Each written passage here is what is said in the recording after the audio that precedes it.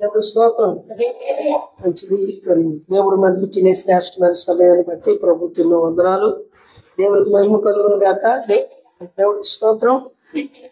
మరి కాలము నెరిగి ఇద్దరు మేలుకొని వేళ అయినని తెలుసుకుని ఏదో సంబంధమైన యుద్ధోపకరణములు ధరించి సిద్ధపడి ఉండండి అని లేఖనము చెప్తా ఉంది. దేవుడికి స్తోత్రం. వర్తమానం అంటే మరి ఏదో కథలాగా సంఘశాఖలాగా మాట్లాడుకొని పోయేది కాదు. అది రోజు రోజు వధువు నవీన స్వభావంతో నూతనంగా సిద్ధపడేది. ఒక మన నిజ స్వరూపాన్ని లేక మన అసలైన స్థానాన్ని మనకు చూపించేదే వర్తమానం. దేవుడి స్తోత్రం. హల్లెలూయా. దాన్ని తెలుసుకుని మనం జీవించాలని లేఖనం చెప్తా ఉంది. మరి ఈ కాలంలో వర్తమానం ఏం చేస్తుందంటే పొట్టుగా గోధుమలు వేడి చేస్తుంది. నిజ స్వరూపాన్ని తీసుకొస్తుంది. అంటే వర్షం పడినప్పుడు చల్లిన విత్తనాలు అన్ని మంచిగానే ఉంటాయి. గురువులు గోధుమలు లేక ముండ్ల విత్తనాలు మంచి విత్తనాలు అన్ని కలిసి ఉంటాయి. అన్ని కలిపి చల్లుతాడు. వర్షం ఎప్పుడైతే పడిందో మొలకలు బయటకు వచ్చాక దాని జాతి దాని ఉత్పత్తిని బట్టి అది ఏ విత్తనమో మనకి తెలియజేయబడుతుంది. దేవుడి స్తోత్రం. అప్పుడు కలుపు మొక్కలు కోతకాలం వచ్చే వరకు ఎదుగుతాయి. కలుపు మొక్కలు చేను పైరుకి వచ్చే కొద్ది పైరు పంటకు వచ్చే కొద్ది పరిపక్వత అయ్యే కొద్ది రైతు ఏం చేస్తాడంటే పనివారిని పెట్టి కలుపు మొక్కలన్నింటినీ వేడతాడు. దేవుడి స్తోత్రం. దీన్ని మర్మమైన వర్తమానం, మర్మమైన వాక్యము అన్నాడు. దేవుడి స్తోత్రం. ఏంటి అంటే సంఘ శాఖలు ఉన్నాయి అంటే జనాలు రాకపోతే విచారపడతారు. సంఘం వాళ్ళు చెదిరిపోతున్నారు, సంఘాలు పోతున్నాయి, వాళ్ళు మానేస్తున్నారు, వీళ్ళు మానేస్తున్నారు అని బాధపడతారు. సంఘాన్ని పోగు చేసుకోవడమే వాళ్ళ పని. సంఘం అభివృద్ధి అయ్యే కొద్ది మనం గొప్ప సేవ చేస్తున్నాం, లేకపోతే దేవుడు మనకు తోడు ఉన్నాడు, మనం చేసేదంతా దేవుడు ఉంటున్నాడు, బాగా అభివృద్ధి చెందుతున్నాం అని అనుకుంటారు వీళ్ళు. దేవుడి స్తోత్రం. హల్లెలూయా. చూడండి, ఒక మాట మీకు చూపిస్తాను. రెండు మాటలు చదువుకొని ముగించుకుందాం. తక్కువ మాటలు మనం ఇప్పుడు ఎప్పుడైతే వీళ్ళు ఇలా అనుకుంటారు. ఇప్పుడు కోతకాలం వచ్చిన తర్వాత ఆయన చేతిలో ఉందని వాక్యం చెప్తుంది. కళ్ళను ఆయన బాగు చేయబడేది. ఎగరపోత పోసినప్పుడు రైతు ఎగరపోసేటప్పుడు ఏం చేస్తుందంటే రాశి చాలా పెద్దది కనపడుతుంది. పుట్టంతా ఎగిరిపోయి కొంచెమే ఉంటుంది. దేవుడి స్తోత్రం. ఒరిజినల్. అలాగున వర్తమానం అని ఏంటంటే దేవుడు ఏమన్నాడంటే ఈ రాజ్య సువార్త సకల ప్రజలకు సాక్షాత్తమై ప్రపంచమంతా ప్రకటించబడును, అటు తర్వాత అంతా వచ్చిన అన్నాడు. ఈ వర్తమానం ప్రకటించేటప్పుడు ఏముందంటే పొట్టుకి వేరు చేసేది, ఈ గోధుమలు వేరుపరిచేది ఈ వర్తమానం. దేవుడి స్తోత్రం. వర్తమానములో నిలబడేవాడు ఇంటి ద్వారా వెళ్ళేవాడు. వర్తమానంలో నిలబడ్డవాడు గొర్రెపిల్ల జీవ గ్రంథంలో ఉన్నవాడు. వర్తమానంలో నిలబడ్డవాడు యేసుక్రీస్తు రక్తంలో కడగబడిన వాడు. దేవుడి స్తోత్రం. ఇప్పుడు వేరు చేసే పనే వర్తమానం. వేరు చేసే పనే. భూమిని ఆకాశాన్ని వేరు చేయకుండా దేవుడు భూమిని వాడుకోలే. అన్ని కలిసి ఉన్నాయి. నీళ్లు, భూమి, ఆకాశం అన్ని కలిసి ఉన్నప్పుడు భూమిని వాడుకోవాలని దేవుడు అనుకున్నప్పుడు ఖచ్చితంగా అన్నింటినీ వేరు చేశాడు. చీకటి వెలుగును వేరు చేశాడు దేవుడి స్తోత్రం. అలాగనే సంఘంలో కూడా మరి నిజమైన వధువుని, మరి నామకార్థుల్ని, నిజమైన విశ్వాసాలని, సంఘంలో 3 రకాల విశ్వాసాలు ఉంటారు కదా. ఎవరెవరు వాళ్ళు? ఒకడు వేషధారిని నామకార్థుడు అంటాడు.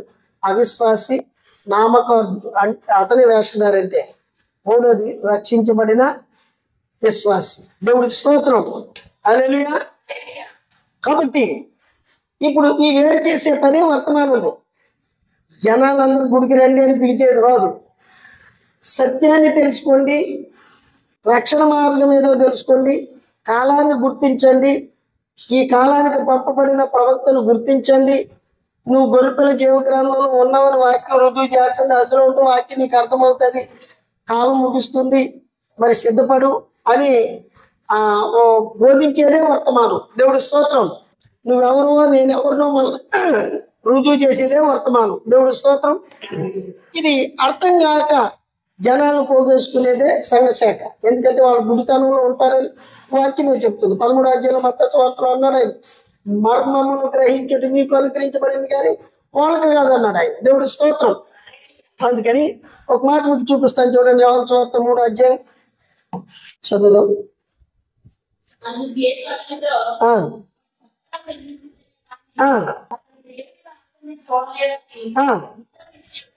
దేవుడి స్తోత్రం. చూడండి, ఇంకో మాట కూడా నేను చూపిస్తాను చూడు. ఆదికాండం 18వ అధ్యాయం 17వ వచనం చదువుతాడు. అప్పుడు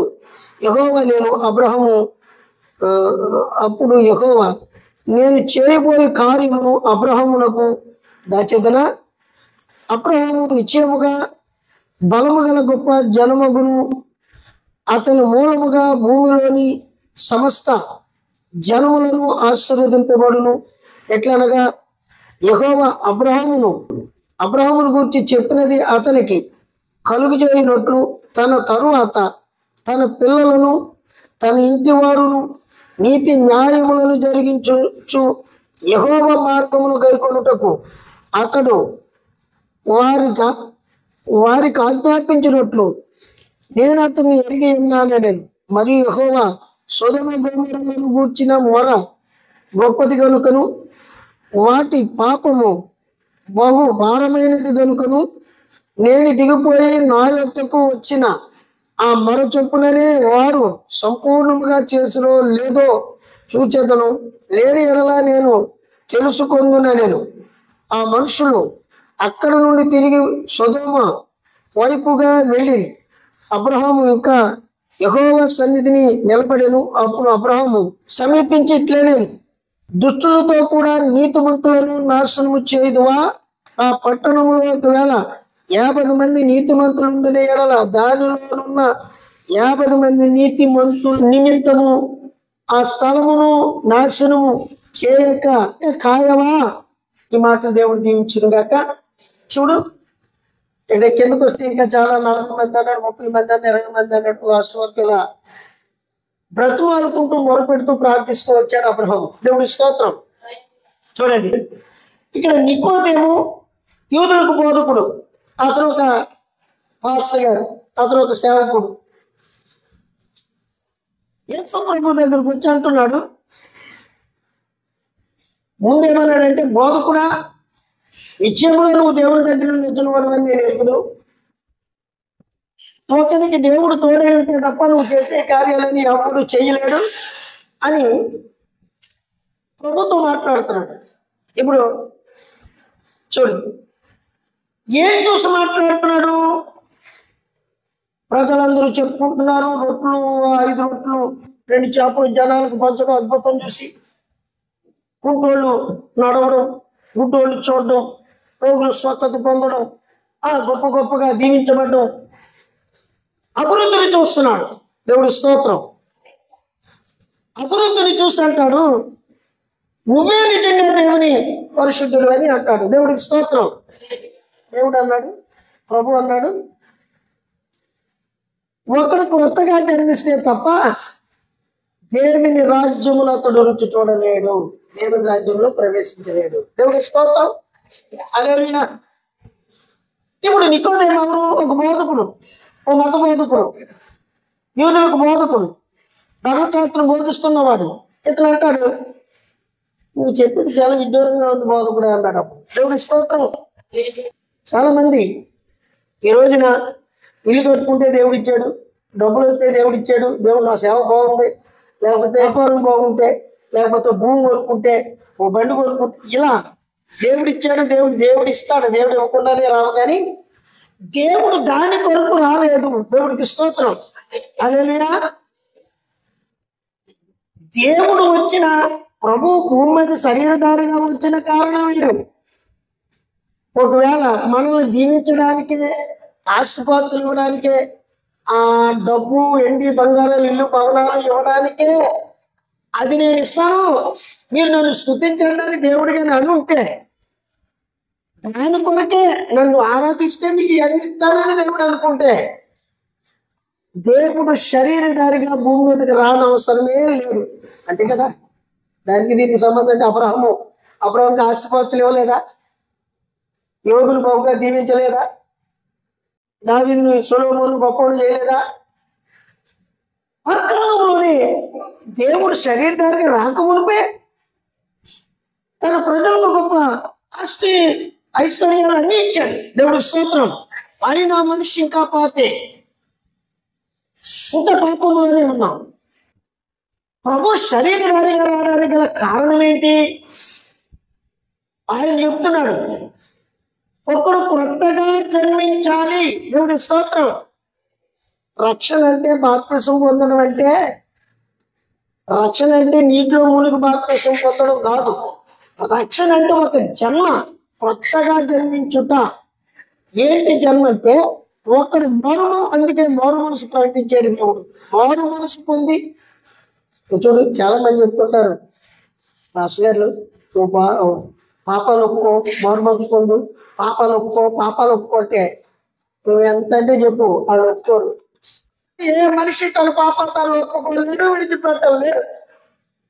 ఆ పాపమును ఒప్పించాలి, మనలోంచి తీసేయాలంటే పరిశుద్ధాత్మ మాత్రమే తీయగలడు. రాతి గుళ్ళు తీస్తాడు, మాంసగుండు పెడతానని ఆయన వాగ్దానం చేశాడు. పశువు మనసు తీసేస్తాను, మానవ మనసు ఇస్తానని. అందుకే ప్రభు సిలువలో ఆయన మీ కొరకు వెల చెల్లించబడింది. మీరు నమ్మి బాప్తిస్మము పొందితే, ఏమని నమ్మి? యేసుప్రభు దేవుడని, అంతేనా? సంఘశాఖలు ఎలాగే నమ్ముతారు. యేసుప్రభు దేవుడని మనం అనక్కర్లే, దెయ్యాలు కూడా దేవుడని అంటున్నాయి కదా. దేవుడని నమ్మటం కాదు, నీ జన్మ రహస్యం తెలుసుకో. జగత్ పునాది వేయబడక ముందు నువ్వు ఎక్కడున్నావో తెలుసుకో. అప్పుడు నీ జన్మ కొరకే ఆయన సిలువ మీద, దేవుడు స్తోత్రం.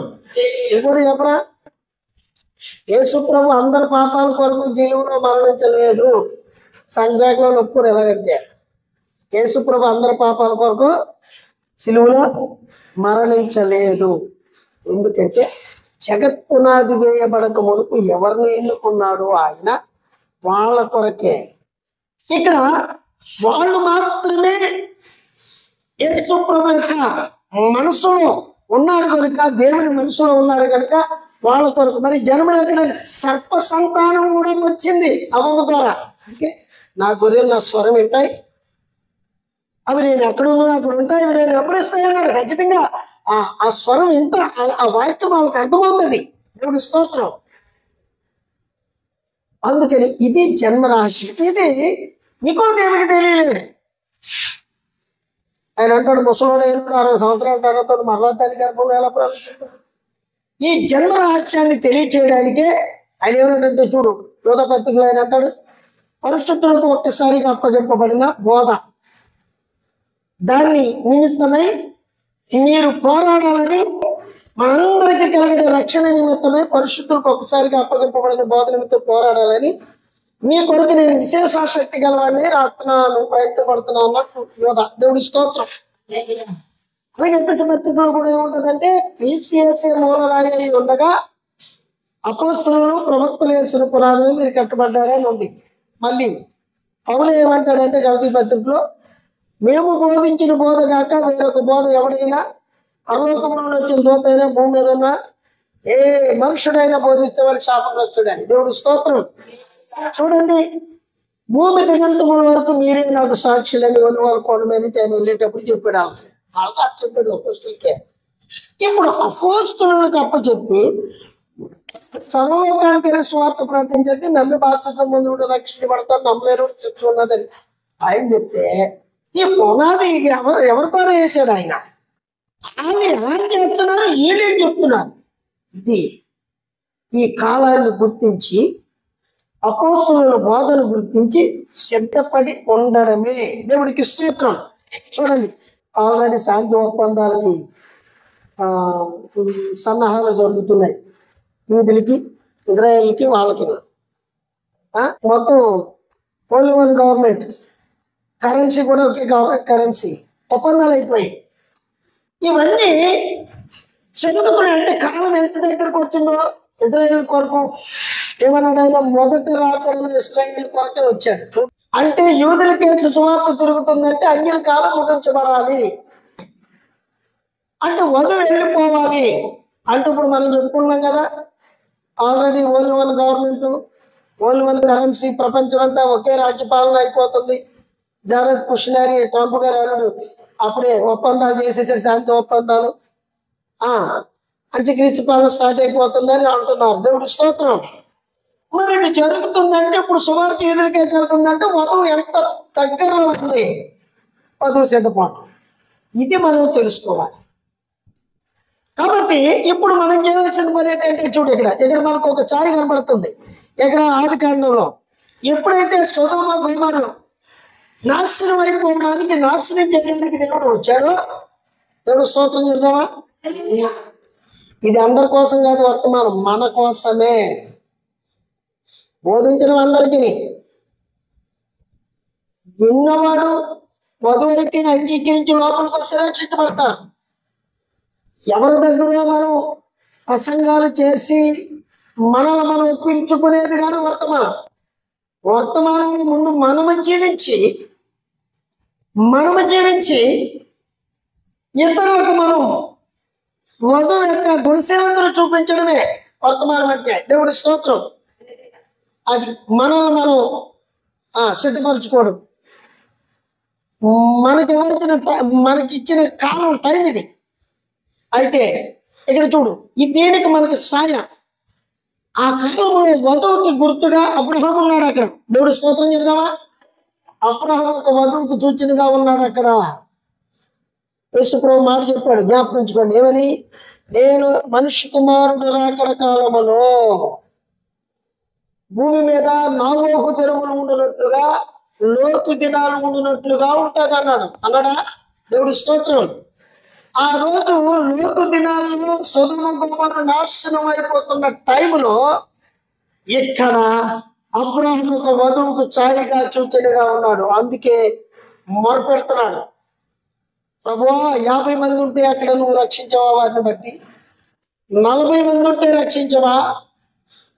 మరి అభివృద్ధి దేవుడి దీవెనైతే, అభివృద్ధి దేవుడు ఆశీర్వదించడానికి అనడానికి సూచనైతే సొదొమ గొమొర్రా గొప్ప అభివృద్ధి చెంది, అవునా?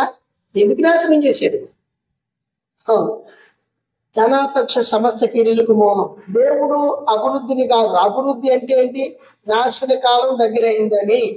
అల్పకాల పాపభోగాలు అభివృద్ధి చెందుతున్నాయంటే నాశనం దగ్గర, దానికి దేవుడు తీర్పు తీరుస్తున్నాడని లెక్క. దేవుడు స్తోత్రం.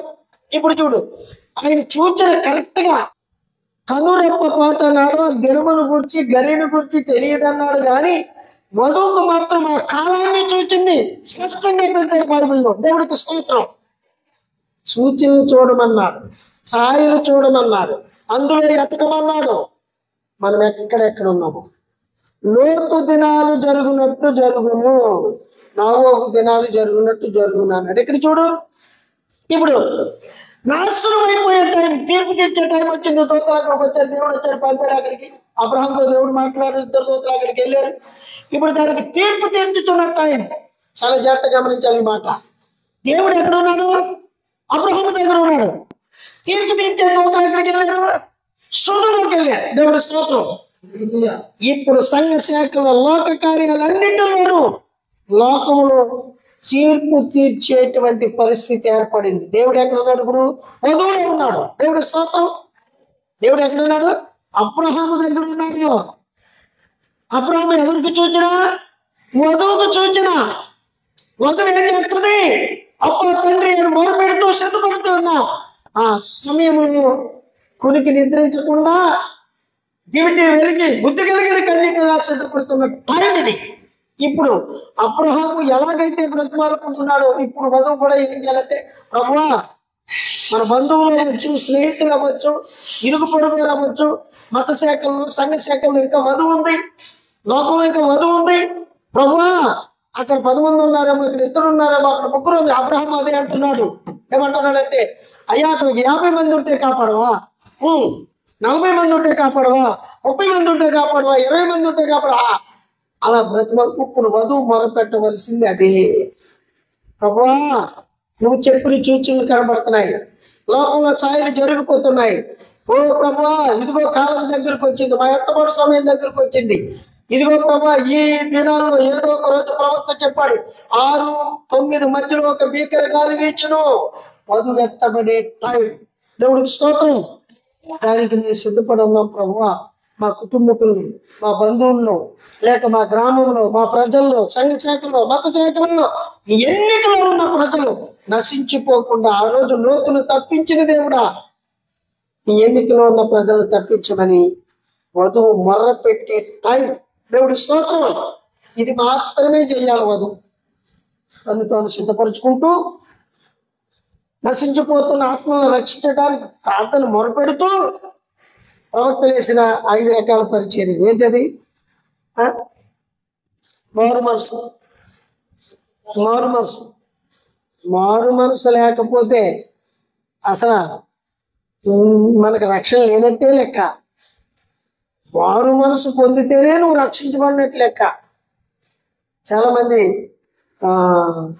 కొడుకొత్త నేను యేసుక్రీస్తునామములో బాప్తిజం పొందారంటారు. మళ్ళీ ఆ పాతకాలపు జీవితంలో ఉన్నాయన్నీ ఎక్కడికి పోవు, అవన్నీ తీస్తారు. అబద్ధాలు, అత్రాగుని, గంజాయిలు ఇవన్నీ తాగిస్తున్నారు.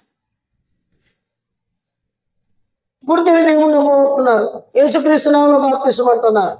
మారు మనసు లేదు, పశ్చాత్తాపం లేదు, సహోదరుల మధ్య ఐక్యత లేదు, ధనాపేక్ష పోలేదు, అజ్ఞాచారాలు పోలేదు, సిద్ధపాటు లేదు, కాలాన్ని గుర్తించలేదు. ఇది ఎడతెగల ప్రార్థన, ప్రభు బల క్రమం, యేసుక్రీస్తు నామములో రక్షణ, మూర్ఖులకు ధర్మం వారికి వేరే ఉండుట.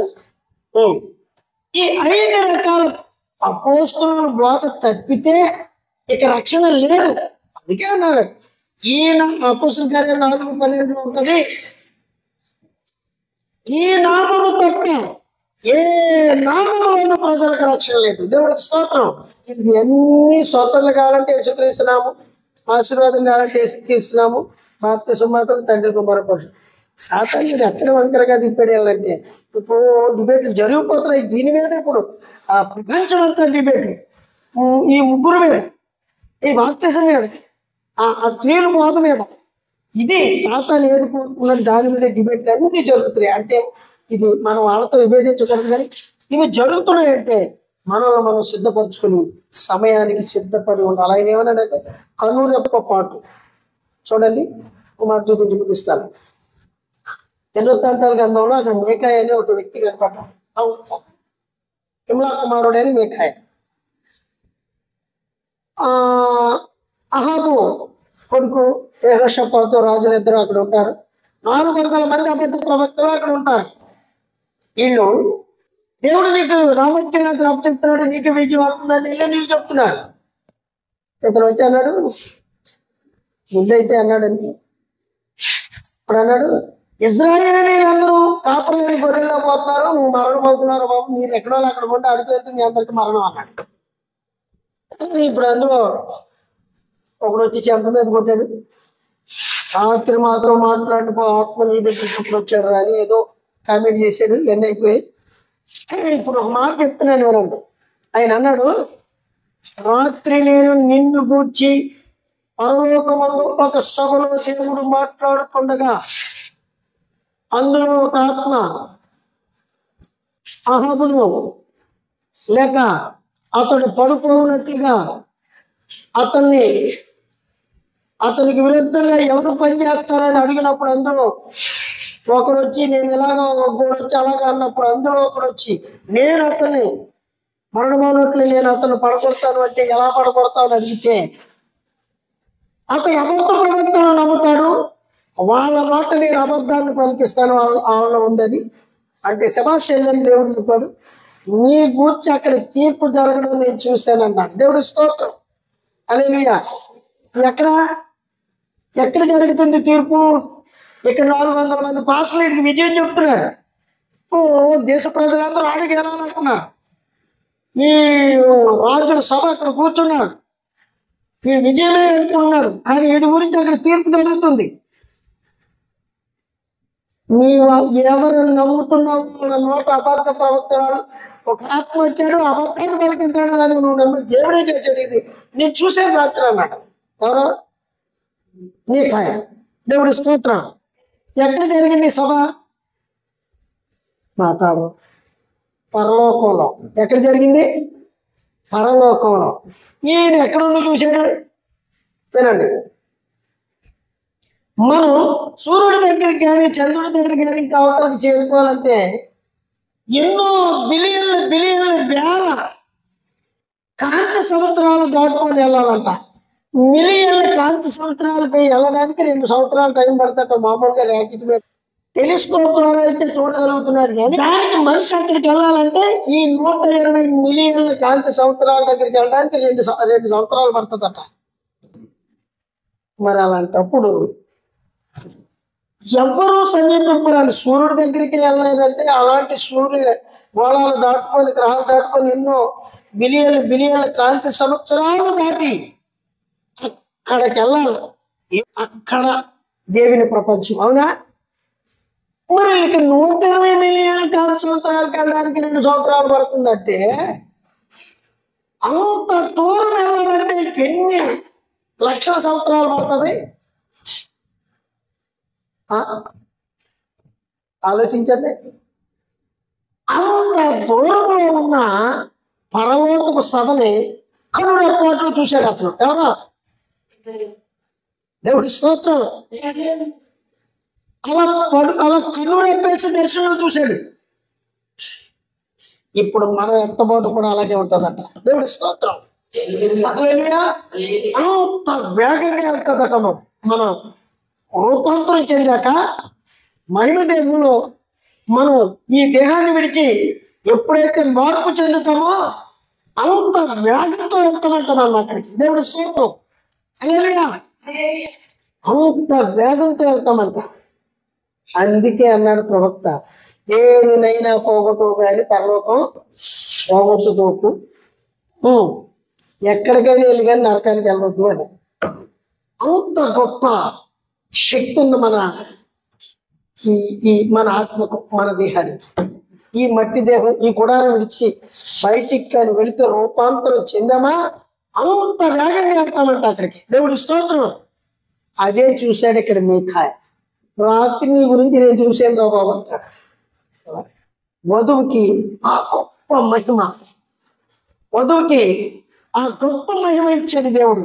అది ఎంతో దూరంలో లేదని ఈ ఛాయలు, ఈ నీడలు, ఈ సూచనలు మనకు చూపిస్తా ఉన్నాయి. దేవుడికి స్తోత్రం. హల్లెలూయా. అందుకని మనం చేయవలసిన పని ఏంటంటే, ఇక్కడ పౌలు అంటాడు 5వ అధ్యాయంలో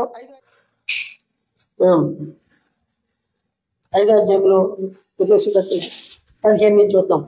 దినములు చెడ్డవే కనుక మీరు సమయమును పోనీక సద్వినియోగం చేసుకోవచ్చు. జ్ఞానుల వలె కాక జ్ఞానుల వలె నడుచుకున్నట్లు జాగ్రత్తగా చూసుకొనుడి. ఇంది నిమిత్తం మీరు అవివేకులు కాక ప్రభు యొక్క చిత్తం ఏమిటో గ్రహించుకొనుడి. మరియు మద్యంతో మొత్తులై ఉండకుడి, దానిలో దుర్వ్యాపారం కలదు.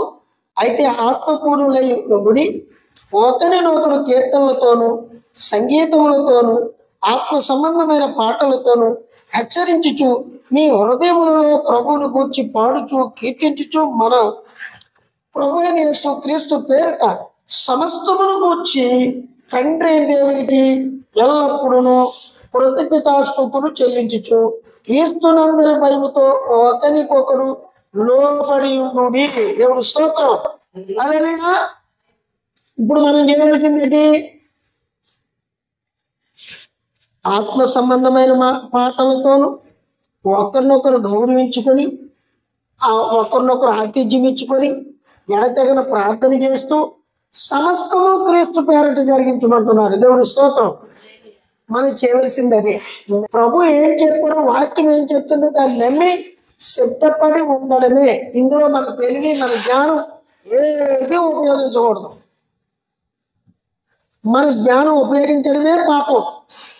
అందుకని మనం చేయవలసిన పని ఏంటంటే, మన రక్షణ మనం కాపాడుకోవాలి కనుక కాలాన్ని మెరిగి మనం సిద్ధపడి ఎల్లప్పుడూ ప్రార్థన కలిగి ఉండాల, సిద్ధపడి ఉండాల, వాక్యమందు నిలబడాల.